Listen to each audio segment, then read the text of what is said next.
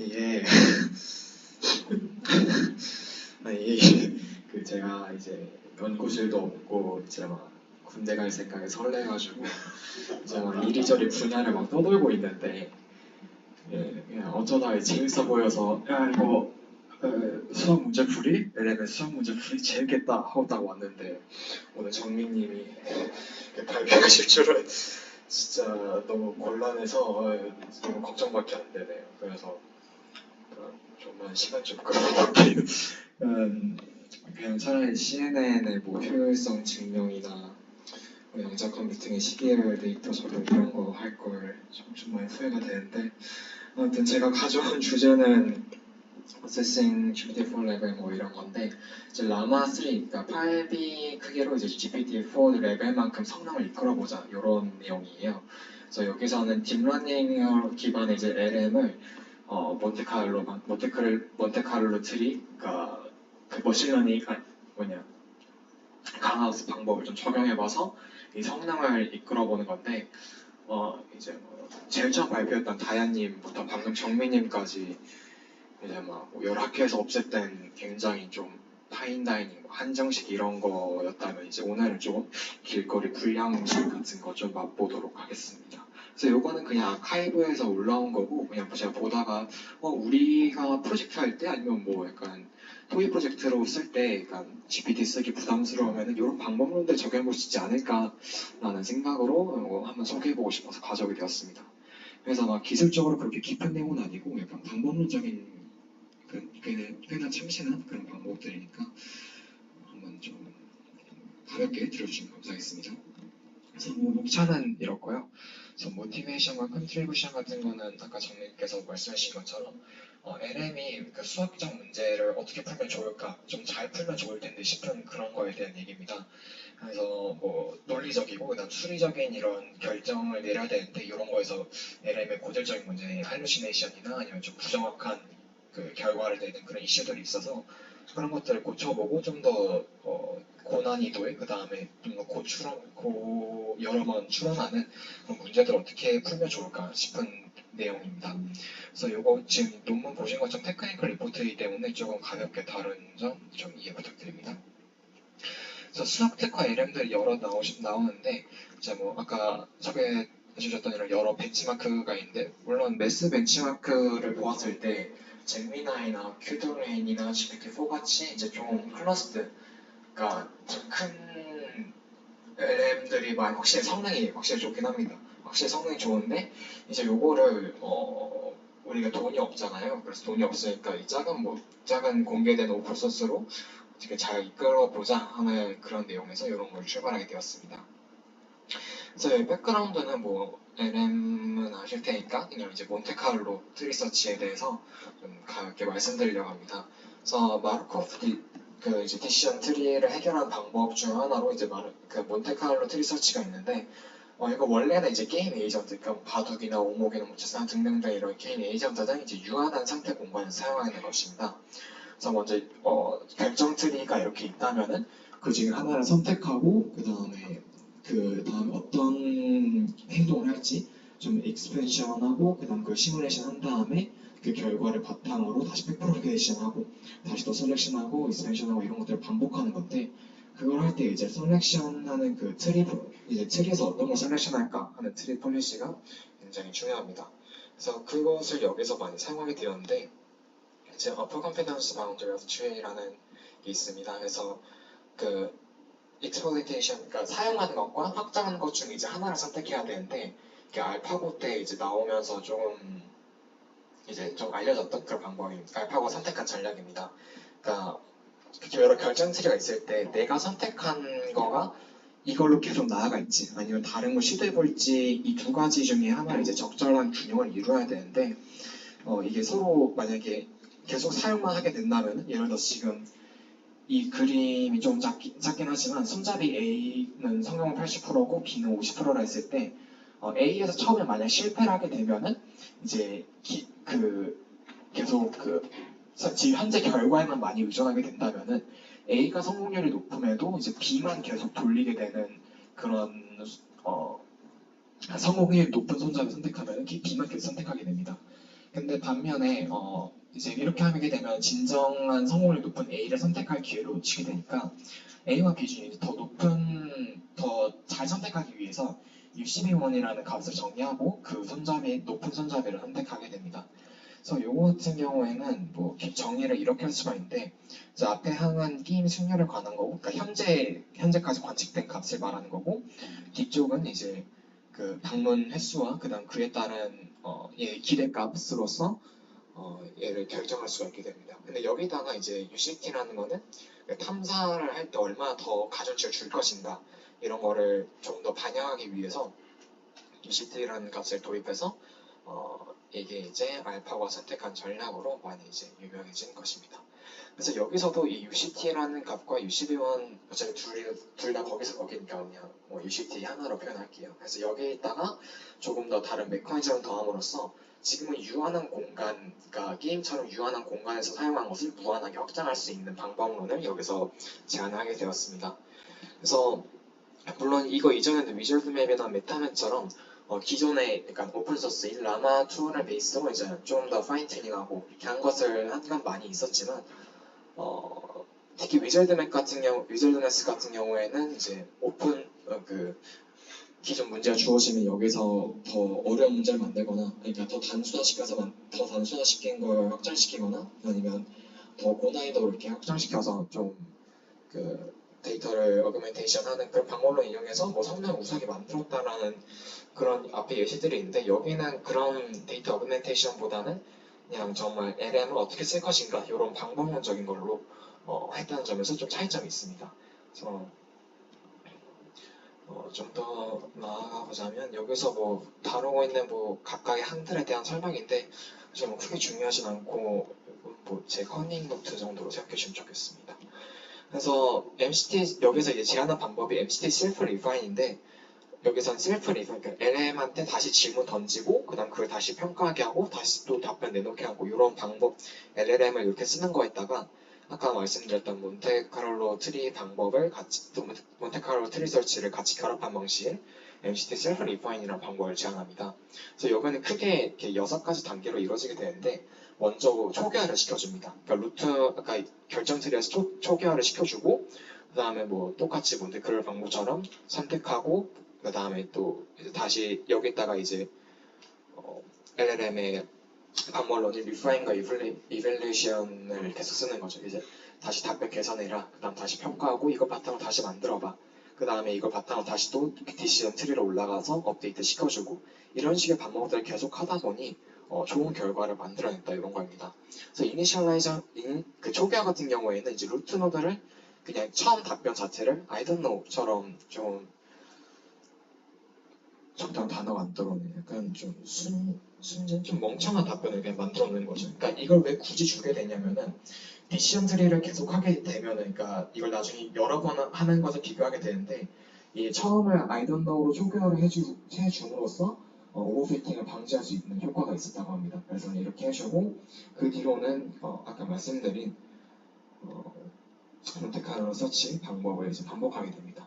근데 이제 그 셀렉션 같은 경우는 그 밸류 펑션으로 나온 이제 Q 값을 바탕으로 어떤 게 가장 높은가, 그리고 그로부터 이제 후보 노드를 선택하는 건데, 그 선택한 다음에 이제 셀프 리파인 하게 됩니다. 이거는 그냥 똑같은 라마한테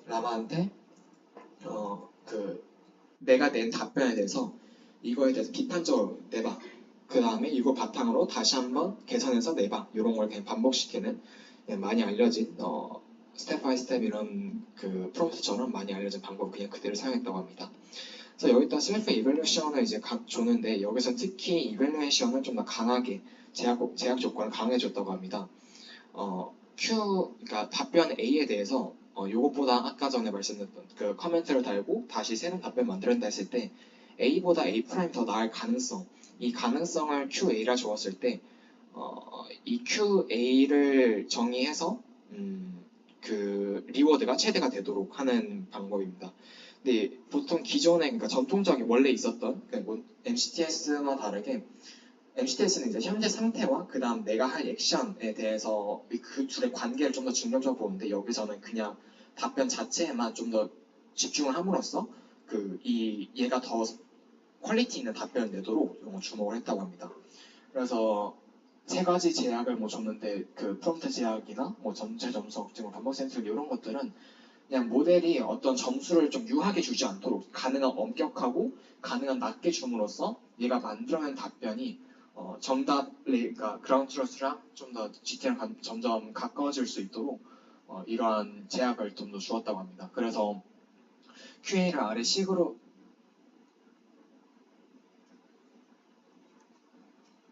이거 제가 수식을 잘못했는데 이거 그냥 그 시그마 위에 붙어 있는 거 절대값입니다.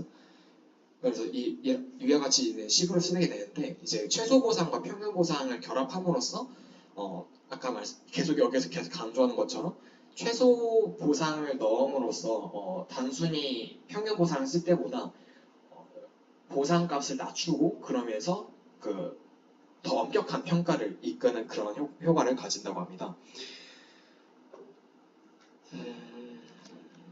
네, 그렇습니다. 그래서 여기서도 마찬가지로 반복적으로 계속 이터레이티브 한다는 것이 이제 리피티드 샘플링으로 계속 동일한 노드에서 여러 번 하는 그런 것도 여기서 좀 중점적으로 다루고 있습니다. 다음 100% 애플리케이션은 뭐 그냥 원래와 방식이 똑같고요. 이제 UCT 업데이트가 조금 여기서 강조하는 그런 부분인데 UCB 업데이트로 이제 익스플로레이션과 익스플로레이션 이 균형을 맞춘다고 했잖아요. 근데 여기서 이제 마르코프 성질을 적용해가지고 과거의 이제 답변들을 그냥 무시가 가능하다고 합니다. 그래서 저도 이 부분은 이제 왜 그런지가 좀 정확히 이해를 못했는데 논문을 읽어봐도 정확히 이해를 하지 못했습니다. 이거는 죄송합니다. 그래서 마르코프 성질을 이용해서 과거를 무시 가능하기 때문에 그 확장 기준을 각 상태마다 LLM이 무한하게 뻗어나갈 수 있어요. 게임 같은 경우에는 뭐 예를 들어 오목을 둔다던가 아니면 뭐 체스를 둔다면은 각 에이전트가 할 수 있는 행동이 제한되어 있지만 LLM 같은 경우에는 더 계속 답변을 만들어 나가기 때문에 특히 우리가 뭐 고등학교 시절 아니면 뭐 수학 문제 풀 때 생각하게 되면은 문제를 풀다 보면 풀이가 엄청나게 길어지기도 하고 문제를 풀 때 접근할 때 이 방법 선택해야 될까 저 방법 선택해야 될까 여러 가지 고민하게 되잖아요. 그래서 그런 것처럼 LLM은 이제 상대적으로 무한한 공간상에서 답변을 만들어낼 수 있기 때문에 이 기준을 좀 명확히 정해주는 게 중요합니다. 그래서 노드의 자식수가 그러니까 처음엔 초기로 주어진 값 한계에 도달하는 여부나 아니면은 뭐 그냥 강화학습 기본 방법론처럼 자식 노드가 부모의 Q를 초과하냐 막 이런 거 정도로 제한을 해주는 것이 필요하다고 합니다. 그래서 업데이트 방식은 아까 몬테카를로 트리 방식 공식을 그대로 가져왔고 그다음에 여기서 이제 나온 값에 따라서 정렬하고 선택해서 UCT 값을 이제 선택하게 됩니다. 근데 이렇게 하게 되면 이제 너무 길어지고 무한해지게 되니까 그래도 우리 뭐 인공지능 시간을 배우는 것처럼 길어지면 잘라내고 그 다음에 너무 값을 폭발하게 되면은 그때 또다시 터미네이트하는 그런 과정들을 추가로 넣어줬다고 합니다.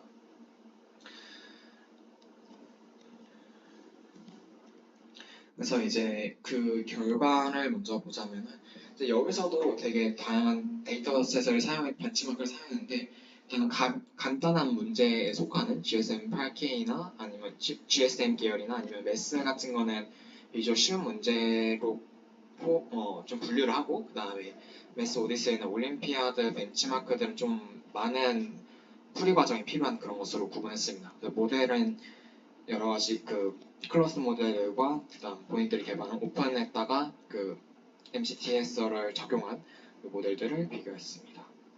그래서 GSM이나 MES 같은 경우에는 아까 이렇게 여러 번 반복하게 생각하는 그거를 이제 롤아웃을 했을 때 이 8번으로 갈수록 그러니까 롤아웃을 계속 늘리면 늘릴수록 점점 정확도가 증가합니다. 그래서 롤아웃을 증가할수록 뭐 여기 8번 했을 때 96.7%로 꽤나 높은 걸 나타냈고, 그다음에 뭐 다른 그 매스 데이터셋에서도 여기에 이제 난이도가 나뉘었어서 꽤나 58.24%라는 꽤나 높은 데이터셋을 꽤나 높은 정확도를 보여주고 있습니다. 근데 여기서 이제 보시다 보면은 데이터 이게 증가하다가 어느 순간 그러니까 증가폭이 확실히 줄어드는 그런 부분이 있습니다. 그래서 그런 부분도 얘는 어느 정도 한계가 있다는 그런 걸 논문에서 이야기하고 있고요. 그다음에 올림피아드, 그러니까 더 난이도가 높은, 그러니까 고난이도의 추리를 요구하는 그런 문제들에서는 정말 그 한계가 명확하게 드러납니다. 그러니까 아까 전에 뭐 적어도 40%, 뭐 60% 이렇게 높게 나왔던 애들도 10% 정도로 인간의 추리 사고 방식을 모방하고자 했지만 이 방식으로는 아직 한계가 있다는 것을 이 결과에서 이야기하고 있습니다. 그래서 이 데이터셋에서 다른 클러스터 모델과 비교했을 때 이건 죄송합니다. 올림피아드 레벨이 아니라 매스 레벨과 그런 걸 그 GSM-8K 이 레벨에 비교했을 때 GPT와 어느 정도 비슷하기는 한 그런, 그러니까 완전히 따라하진 못했지만 그래도 꽤나 이 정도 그 모델의 크기치고는 꽤나 비슷한 그걸 이끌어냈다고 합니다. 그래서 여기서는 추가적인 조작이 없었음에도 그러니까 추가적인 테크닉을 주지 않았음에도 요런 죄송합니다. 말이 많이 꼬이네요. 강화학습 방법을 이제 강화학습 방법만으로 이렇게 이끌어냈다는 게 경쟁력 있는 결과를 이끌어냈다는 게 좀 의의인 것 같습니다. 그래서 컨클루션을 보면은 이제 정확성과 신뢰성을 크게 향상시켰다. 다음 기존에 있던 전통적인 방법을 이제 유한공간에서 무한공간에 확장시켰다는 것과 그다음에 저는 나름 얘를 혁신적인 접근법이라 생각했던 게 단순히 수학 문제뿐만 아니라 이제 좀 도메인이 한정적인, 그러니까 추론이 필요한 여러 부분에서도 이거를 적용할 수 있지 않을까 싶은 생각이 들어서 요거가 되게 의의가 있다고 생각합니다. 그래서 작은 모델로도 이렇게 우리가 특히 사용에 제한이 있을 때 이렇게 있을 수 있다는 것에 의의가 있지만 다른 시나리오를 적용하거나 더 큰 모델에서 얘를 써보는 게 실험에 이 논문에 담겨있지 않다는 게 제 개인적인 한계점인 것 같습니다. 좀 많이 짧게 끝나는데 제 발표는 여기까지입니다. 감사합니다. 혹시 뭐 질문? 네. 유한한 상태 공간에서 무한한 상태 공간으로 확정을 아, 네네네. 근데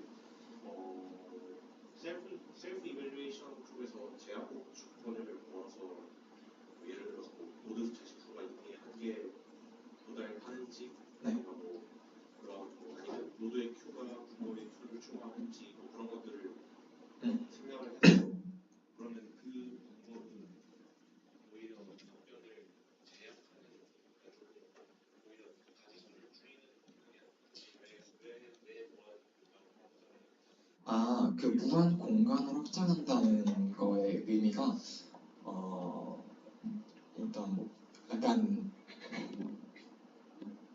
이 비유가 좀 적절할지 모르겠는데 예를 들어 체스를 두게 된다면은 뭐 우리가 폰을 한 칸 두 칸 움직여야 된다는 거 아니면 나이트를 뭐 이렇게 두 칸 앞으로 뭐 대각선을 이렇게 움직여야 된다는 거 이런 식의 제약 조건이 있잖아. 제약 조건이니까 한정되어 있잖아요. 근데 그에 반해서 그런 에이전트들 대신에 이제 LM을 사용하게 되면은 더 할로시네이션 포함해서 더 다양한 답변이 나올 수 있다라는 의미에서 여기서 무한 공간을 확장이 가능하다는 걸 제안하고 있어요. 근데 그렇게 하게 되면은 앞서 기존의 LM들이 가지고 있던 한계점이었던 할루시네이션 문제를 해결할 수가 없고, 그래서 여기서는 고난이도 문제까지 얼마나 더 정확하게 해결할 수 있는가에 좀 더 초점을 두었기 때문에 이제 데이터셋 자체가 이제 문제가 있으면은 풀이 과정과 답까지 이제 다 채점하고 비교를 하기 때문에 그 채점을 하기 위한 추론 과정 중에서 이 방향이 더 좋은 것 같아 이런 식의 의미에서 그 제한 조건을 걸어준다고 생각하시면 좋을 것 같습니다. 네. 아니 괜찮습니다. 어쨌든 MCT라는 게 추론하는 그 과정을 어느 정도 좀 잡아준다는. 네네. 뭐 예를 들면 우리가 뭐 고등학교 문제에서 뭐 삼각함수 뭐 미분이 나오면은 뭐 얘를 먼저 미분하고 그 다음에 뭐 얘를 뭐 어디에 대입하고 이런 식의 문제마다 그런 흐름들이 어느 정도 우리 잡혀 있잖아요. 그래서 그런 것처럼 이 몬테카를로에다가 이걸 적용함으로써 그런 방법론들을 방향성을 잡아주고 그렇기 때문에 아까 이 작은 모델로도 상대적으로 좋은 성능을 낼 수 있다고 이야기하고 있습니다. 그리고 제가 잘 이해 안 돼서 그러는데 네. 각 모드마다 그 전체 추론한 결과를 이제 내는 건가요? 아니면 각 추론의 이제 한 부분을 이렇게 이제 여기서 그림을 딱히 안 줘서 이건 조금 이해가 저도 이제 설명하면서 어떻게 할까 고민했었는데, 그러니까 요거를 생각하게 된다면은 처음 답변이 얘라면은 그 답변에 대해서 평가랑 이제 이제 어떻게 하면 좋을 것 같아라는 이게 나온다고 했잖아요. 그래서 그걸 통해서 그 다음 추론을 이제 내놓게 됩니다. 만약에 뭐 뭐 함수에 대해서 뭐 미분값이 주어졌을 때 뭐 함수를 구하시오 이런 게 나온다면은 처음엔 일단 난 모르겠어 란 다음에 모른다면은 이런 식으로 답변을 해봐 라고 다음으로 이제 그, 노- 그 제안을 해주고 그럼 그 제안을 받게 되면은 이제 여러 가지 답변이 나오겠죠. 뭐 예를 들어서 그럼 나 이거 미분 한번 해볼래 아니면은 나 이거 한번 값 그냥 대입해볼래 이런 각각의 그 추론 단계들을 의미하는 건데 이 노드들이 그래서 그 노드들에 대해서 또 다시 한번 아까 말씀드렸던 Q 값을 산출하게 되고 그 Q 값이 높은 거부터 또 더 추론하고 이런 것들 반복하는 겁니다. 그래서 답이 나올 때까지 하는 겁니다. 혹시 답변이 되었어요? 그 컴퓨팅 리소스적인 측면에서 네. 그런 리소스를 좀 많이 작업하게 되는 시간. 저도 이제 그게 좀 궁금해서 논문을 좀 찾아봤는데 얘가 일단 이 논문이 그 상하이 AI 그 회사에서 만들어진 거라서 그것까지 제가 찾을 수가 없더라고요. 아무래도 회사다 보니 그거를 좀 공개를 안 하는 것 같아요. 근데 제 생각에도 그 리소스 측면에서 이제 절대적인 자원 측면 지키지만 학습 과정에서 리소스는 아무래도 좀 많이 들지 않을까 싶은 생각이 들긴 합니다. 네, 그래서 아까 말씀드렸던 터미네이트 과정을 좀 여러 번 그 제약 조건에 걸어주는 것 같습니다. 그리고 HTS 쓰면은 연착량이 되게 많을 것 같은데 혹시 미국에서 그거에 대한 아세요? 네, 그 리소스 그 연산량에 대해서를 제가 그걸 못 찾았어요. 그래서 저도 그게 좀 이해가 안 되는데, 네, 제가 죄송합니다.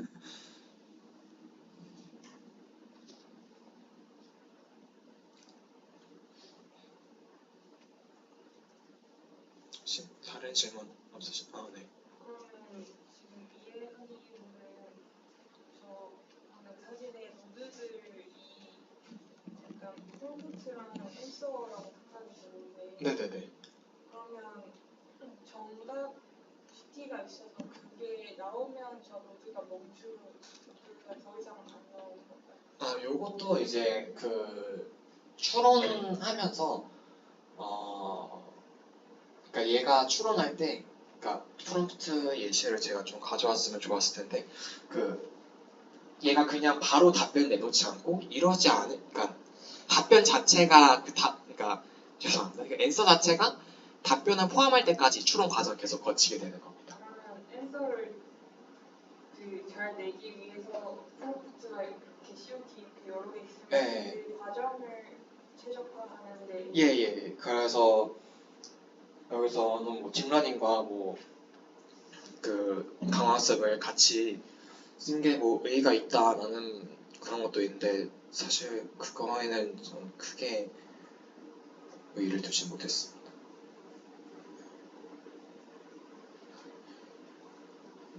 네. 그 게임이랑 비교하셔서 네네네. 무한한 선택이나 그리고 수학 문제도 무한한 선택이나 이렇게 표현하셨는데 그 개념을 정확히 저게 왜 무한한 게임 이렇게 있잖아요. 게임이 유한한 이유. 네, 그 둘을 구분하는 걸 의미를 약간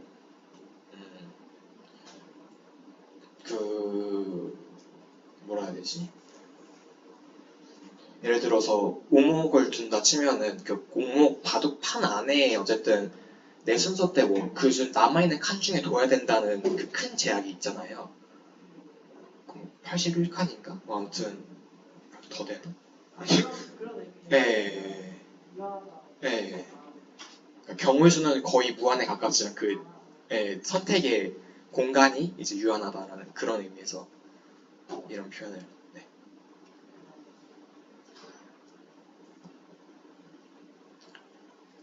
혹시 더 질문 없으실까요? 그럼 여기서 발표 마무리하도록 하겠습니다. 감사합니다.